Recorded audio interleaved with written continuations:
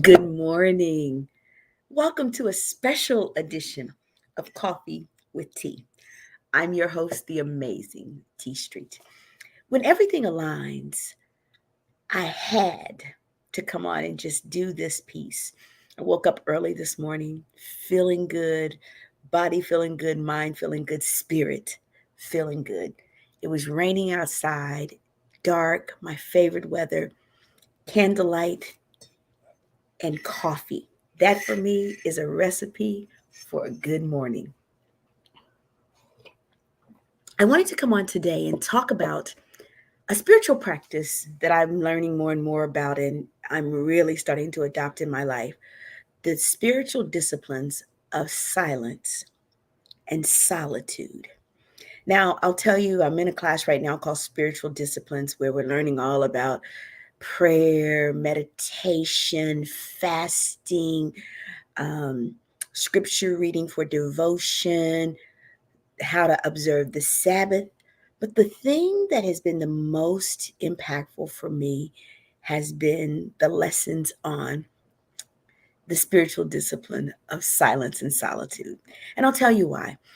I thought that because I'm an introvert and I love being alone and I spend a lot of time in solitude, that surely that must be the same thing that they were talking about.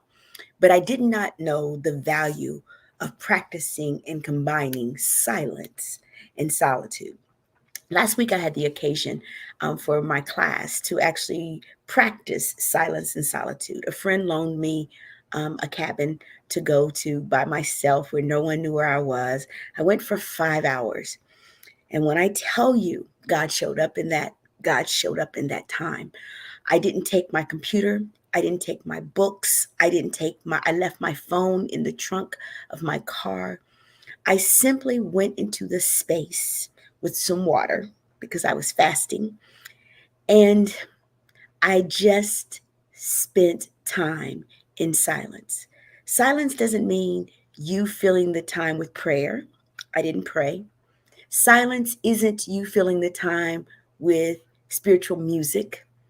I didn't bring any gospel with me, except that which I carried inside of me. Silence wasn't humming to myself, it was simply sitting and being alone with my thoughts and my God. I came back feeling and being different after those 5 hours. I'll tell you, there was a moment and a period of that time where I fell asleep with no alarm clock. I had the best 1 hour of sleep. It was literally exactly 1 hour. I didn't need an alarm to wake me up. It was the best reprieve I have ever given myself. I really want to encourage you to practice it. This week's paper, my final paper for this class, is my reflection on silence and solitude and writing a curriculum around the research that I've done about why it's so important. Even if you don't want to approach this from a spiritual perspective, even if you just want to approach this from an everyday physical, mental, emotional perspective, I want to just give you 7 thoughts for why it's so important. First of all, it provides you rest. And when I mean rest, I don't just mean for your body, for your mind. To become completely unplugged, no TV, no radio, no music, no phone. I couldn't look over in my hand every 20 minutes to see what was happening on social. No one could text me. I couldn't read my emails for 5 straight hours. It gave me a rest that I didn't even know that my mind and my body needed. In that rest, I reduced some anxiety that I had been feeling and some stress. And for the first time in a long time, I felt what it meant to truly have inner peace. The next thing that it brings is self awareness. When you're alone with just you and your thoughts, all the outside noise goes away and your true and authentic self shows up because the one person you can't hide from is you and God. Okay, so that's two. You and God. My authentic T resonated and said, T, where you been, girl? So that's the second reason why you need silence and solitude, being alone and quiet. The third thing, creativity flows. And I know when your creativity is flowing, you're tempted to get up and write it down. I promise you, I remember every creative thought that was running through my mind in those 5 hours. When I came back and I got back into civilization, I had time to write it down. I didn't need to, oh, I keep it by my bed so I can write it down. No, the thoughts and the creativity that had not been flowing in a long time manifested in the silence. And so folks who are about to book me for the next year, starting in January in Louisiana, y'all, it's about to be off the chain because the creativity was flowing in the silence and the solitude. Next is for your spirituality, giving you a time to just commune in your thoughts, not your words.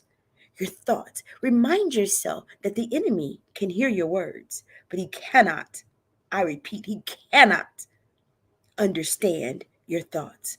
So having that moment of silence that's not prayerful, that's just in your mind, gives you a time to connect with your creator. And I did that, and he showed up and connected with me. Taking time for silence and solitude gives you an opportunity for healing. Yep, all of those mental bruises. It gave me time to manifest tears that I had been holding in the box. I let them out because there was no one there to judge me, not even me. I was so not in tune to all that was happening in the atmosphere that I couldn't even block the emotional healing that took place in silence and solitude. Connection. When I came back, I was a more empathetic T. I was able to make better, more real connections to people because once I connected, reconnected to the authentic me, it made it so much easier to come back and be authentically connected to other people. And finally, if you don't do it for any other reason, let's say you're not a spiritual person, you don't do it and you're not looking to be healthy, do it for your brain health. When you are in total silence and total solitude and relaxation, did you know that the prefrontal cortex of your brain is chilled because it's not being overstimulated? And when that happens, daydreams and things that need to manifest for you are easier to get through because your prefrontal cortex is not blocked by all of the noise that comes from our everyday lives. I just wanted to come on and share just a little bit about why silence and solitude are such amazing gifts that you can and should give to yourself. I experienced it for myself. No one could have told me the benefits that would come from simply being silent and in solitude, away from the noise, away from all the temptations to plug back in. When those things are removed, amazing things show up. I'm the Amazing T Street. If you're just coming on, you can come back and watch this. You can watch it on my YouTube channel. If you're not subscribed yet, subscribe, or you can watch it again on Facebook Live. I'm the Amazing T Street. But as I close, I just want to remind you, silence and solitude are gifts that you give to yourself.